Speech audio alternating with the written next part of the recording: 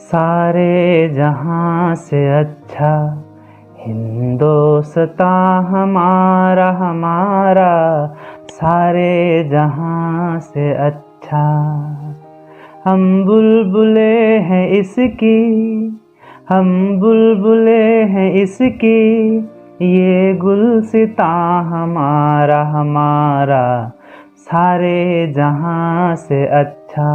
भारत माता की जय। ये गाना गा करके, ये राष्ट्रीय गीत गा करके और भारत माता की जय हमने जयकारा लगा दिया, बस हो गई देश सेवा और अपनी हो गई देशभक्ति।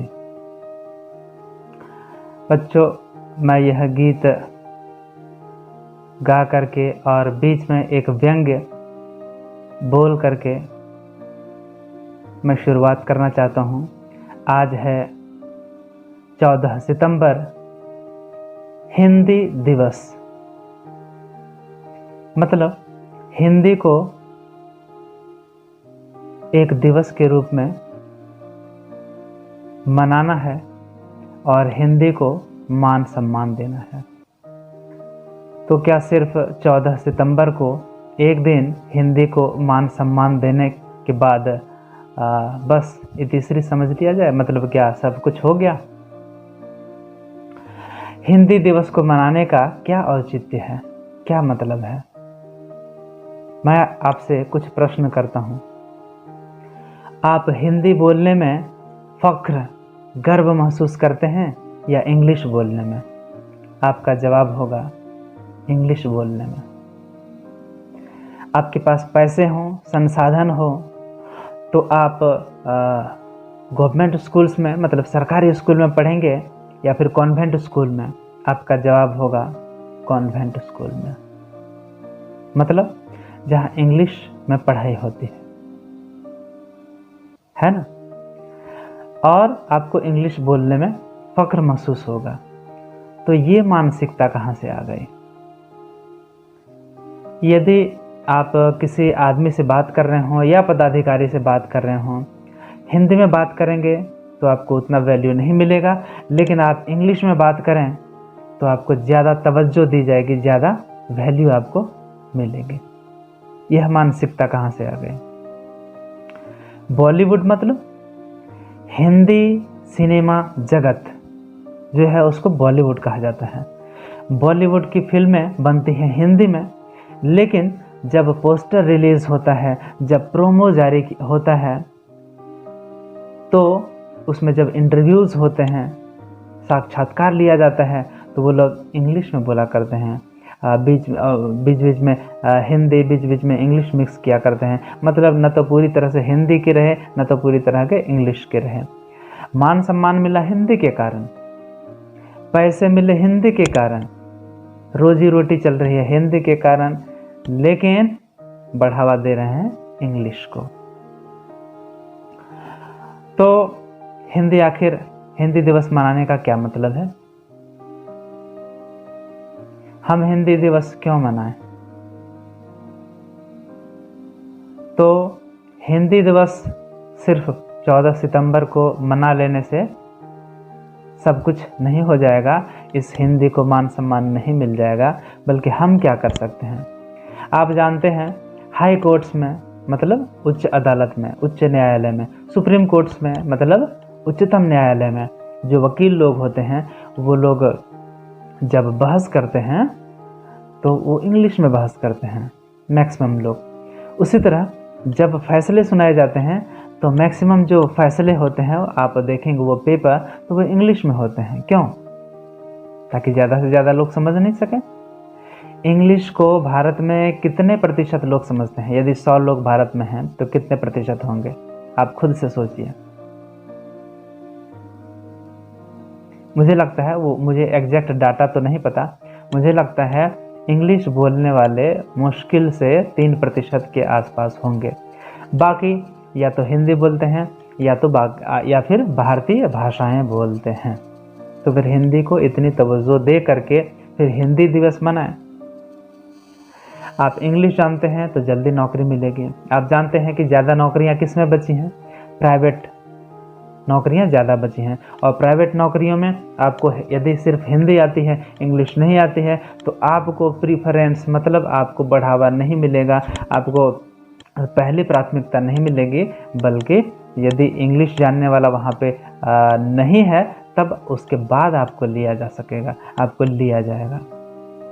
तो जब तक हम लोग हिंदी को रोजी रोटी से नहीं जोड़ेंगे, रोजगार से नहीं जोड़ेंगे, नौकरी से नहीं जोड़ेंगे, अपने चलन में नहीं लाएंगे, तो फिर हिंदी को मान सम्मान नहीं मिलेगा।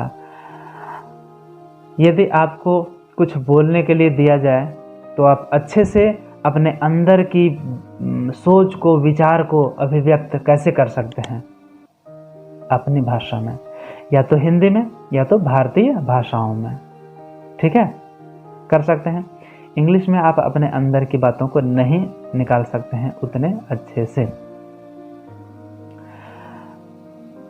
हरिश्चंद्र, भारतेंदु हरिश्चंद्र जी ने 2 लाइन की एक कविता लिखी है, उसको मैं सुनाता हूँ आपको।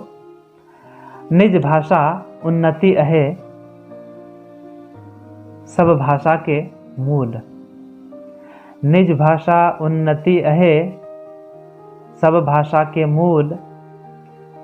बिन निज भाषा ज्ञान के मिटे न हिय के शूल।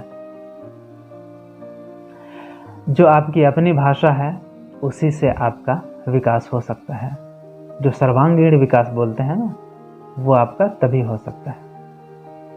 बिन निज भाषा ज्ञान के, यदि आपको अपनी भाषा अच्छे से नहीं मालूम है तो मिटे न हिय के शूल। ही मतलब होता है वो अंदर, जो आपके अंदर कुछ वेदना, आपके अंदर कुछ विचार है, तो उसको आप अच्छे से प्रकट नहीं कर पाएंगे दूसरी भाषा में, मतलब इंग्लिश वगैरह में। पूरे भारत देश को बांध करके यदि रख सकती है तो वो कौन सी भाषा है? मतलब एक संपर्क भाषा के रूप में वो इंग्लिश हो सकती है या फिर हिंदी हो सकती है? बिल्कुल वो हिंदी हो सकती है। हिंदी हमारी राष्ट्रभाषा है, हिंदी हमारी मातृभाषा भी हो सकती है ना? तो मदर टंग भी हो सकती है, नेशनल लैंग्वेज तो है ही। तो सिर्फ इसको नेशनल लैंग्वेज घोषित कर देने से, हिंदी दिवस मना लेने से हिंदी का बेड़ा गर्क नहीं होगा। तो आखिर हम लोग क्या कर सकते हैं? हम लोग तो स्टूडेंट्स हैं, हम लोग टीचर्स हैं, तो हम लोग क्या कर सकते हैं? तो हम लोग ये कर सकते हैं, क्योंकि देखो कार्यालयों में हिंदी को यदि प्राथमिकता नहीं दी जाएगी तो फिर कैसे होगा? तो जो चीज़ें हमारे अधिकार क्षेत्र में या फिर हमारे पावर में नहीं है उसको यदि छोड़ दें तो हम लोग खुद से क्या कर सकते हैं? हम लोग हिंदी बोलने में गर्व महसूस करें, हिंदी लिखने में, हिंदी सुनने में, है ना, गर्व महसूस करें। सुनने में, बोलने में, पढ़ने में, लिखने में हम लोग ज़्यादा से ज़्यादा हिंदी को प्रयोग करें, हिंदी को तवज्जो दें, हिंदी को महत्व दें। अपने दैनिक जीवन में आज से ही शुरुआत करें, घर से ही। हम लोग इंग्लिश जानेंगे, हम लोग इंग्लिश पढ़ेंगे, हम लोग इंग्लिश लिखेंगे, हम लोग इंग्लिश बोलेंगे भी, लेकिन काम चलाने के लिए, ठीक है, उतनी ही जितनी जरूरी है। लेकिन प्राथमिकता हम लोग देंगे अपनी मातृभाषा को, अपनी राष्ट्रभाषा हिंदी को, ठीक है। तो हम लोग छात्र और शिक्षक बन करके ये कम से कम ये तो कर सकते हैं, तभी हिंदी दिवस को मनाने का सही अर्थ होगा, नहीं तो अन्यथा नहीं होगा। और चलिए एक दो खासियत जानते हैं हिंदी के बारे में। मैं 2 या 3 अभी खासियत बताता हूँ हिंदी के बारे में। सबसे पहले तो हिंदी जो है वो फोनिक साउंड वाली भाषा है। ये क्या होता है?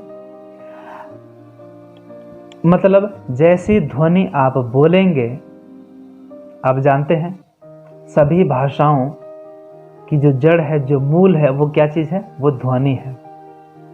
ध्वनि से ही कोई भाषा बनती है, उससे अक्षर बनता है, अक्षर से शब्द बनते हैं, वगैरह वगैरह, फिर आगे वो होता है। तो यह जो है वह फोनिक साउंड वाला लैंग्वेज है। क्यों? क्योंकि जो बोलेंगे वही लिखेंगे, उसके अलावा कुछ नहीं लिखेंगे। क्या इसमें कोई साइलेंट वर्ड या साइलेंट लेटर होता है हिंदी में? आप पूरा पढ़ें, आप पूरा सोचें, पूरा देखें, नहीं जो बोलेंगे वही लिखेंगे, मतलब वास्तविकता के करीब है या फिर ये वास्तविक है, ये जेन्युइन लैंग्वेज है संस्कृत की तरह। संस्कृत में भी जो बोलते हैं वही लिखते हैं, हिंदी में भी जो बोलते हैं वही लिखते हैं। और हिंदी आधुनिक भी है, हिंदी पूरे भारत देश के सभी राज्यों को जोड़ सकती है, ये एक संपर्क भाषा के रूप में काम कर सकती है। अगली बात हिंदी को लेकर के कि हिंदी एक वैज्ञानिक भाषा है। कैसे? क्योंकि उसके अक्षरों की शुरुआत है वो कंठ से शुरू होती है, क ख ग घ वो, और जो खत्म होता है वो म पर आकर के खत्म हो जाता है। पहले कंठ से शुरुआत करते हैं, ठीक है, फिर मूर्धा आता है, फिर तालु आता है, फिर दांत आता है, फिर होंठ आते हैं। ये गजब ही वैज्ञानिक है, बहुत ही तार्किक है। ये दूसरी बात थी, ठीक है। जैसे क ख ग घ अंग, च छ झ ट ठ ड ढ न, त थ द ध न, प फ ब भ म। अब देखें कि क वर्ग जो सभी वर्ण थे वो आप कंठ से बोला है ना, फिर च छ झ झ वो सारे आप यहाँ से बोले, फिर ट ठ ड ढ वो जो है वो उसके आगे के हिस्से से कहा, फिर उसके बाद त थ द ध ये सभी जीभ जो है दांत में सट रही है, और प फ ब भ म ये देखें कि ये सभी होंठ जो हैं हर अक्षर बोल रहे हैं, प फ ब भ म, तो ये होंठ सट रहे हैं। तो ये जो स्पर्श व्यंजन है कितना वैज्ञानिक है, मतलब कितना साइंटिफिक है और कितना तार्किक है। अगली बात, यदि हम लोग इसका शब्द भंडार की बात करें तो वह भाषा समृद्ध मानी जाती है जिसके पास शब्दों का बहुत बड़ा भंडार हो। इंग्लिश की बात करें तो उसका जो शब्द भंडार है वो बहुत छोटा है। तो जिस भाषा में शब्द भंडार ज़्यादा होता है उसमें हम बेहतर से बेहतर तरीके से अपने अंदर के विचार को बाहर निकाल सकते हैं, मतलब एक्सप्रेस कर सकते हैं, अभिव्यक्त कर सकते हैं। तो ये 2-3 चीज़ें खासियतें हिंदी की जो हमें जानना समझना चाहिए। और अगली बात कि कोई भी भाषा की शुरुआत कहाँ से लेकर के कहाँ तक होती है, चलिए एक झलक में बताता हूँ, एक झलक में दिखाता हूँ आपको कि शुरुआत सभी भाषाओं की होती है ध्वनि से, ठीक है, ध्वनि से। उसके बाद आता है वर्ण और अक्षर। वर्ण अक्षर एक ही बात है, ठीक है, वर्ण अक्षर जिसको अल्फ़ाबेट इंग्लिश में बोलते हैं। फिर उससे बनते हैं शब्द, उससे शब्द बनते हैं, फिर पद, फिर पद से पदबंध, फिर आता है उपवाक्य, फिर वाक्य, और उसके बाद पैराग्राफ जिसको कि अनुच्छेद बोलते हैं। उसके बाद लेख बनता है, लेख से निबंध बनता है, फिर निबंध आगे बढ़ करके संक्षेपण या विस्तार होता है, और उसके बाद आपके अंदर कुशलता आ जाती है, मतलब स्किल बेस्ड चीज़ें आप खुद एक्सप्रेस कर सकते हैं, खुद अभिव्यक्त कर सकते हैं, जिसको कि कौशल बोलते हैं। तो ये सभी भाषाओं में होता है। तो इस तरह से ही चरणबद्ध तरीके से सीखा जा सकता है हिंदी को। और हिंदी के जो हाथ पर हिंदी के हम लोग अंग की यदि बात करें तो चलिए मैं एक उदाहरण से आपको बताता हूँ कि एक मान लीजिए एक गाय है, ठीक है, एक गाय है, वो है हिंदी। ग से गाय भी होती है, ग से गधा भी होता है। तो ग से गाय हमारे यहाँ पढ़ाया जाता था, सिखाया जाता था, और ग से गधा। यदि बच्चे ने पढ़ा ग से गधा तो वहाँ संस्कार कैसा आ रहा है, और ग से गाय तो गाय का संस्कार कैसा है। तो ये तो आप पे निर्भर करता है कि आप कैसे संस्कार वाली चीज़ों को सीखेंगे। ये जो इंग्लिश के प्रति जो आकर्षण है, वो लगाव, ये क्यों है, ये मानसिकता क्यों है?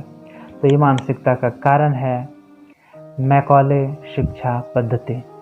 वह हमें सिखाती है कि अपनी भाषा पर, अपनी संस्कृति पर गर्व नहीं करना है, या नहीं करना चाहिए, या नहीं करेंगे, ठीक है, बल्कि इंग्लिश के प्रति वफादार होंगे, इंग्लिश का सम्मान करेंगे, इंग्लिश को मान देंगे, ठीक है।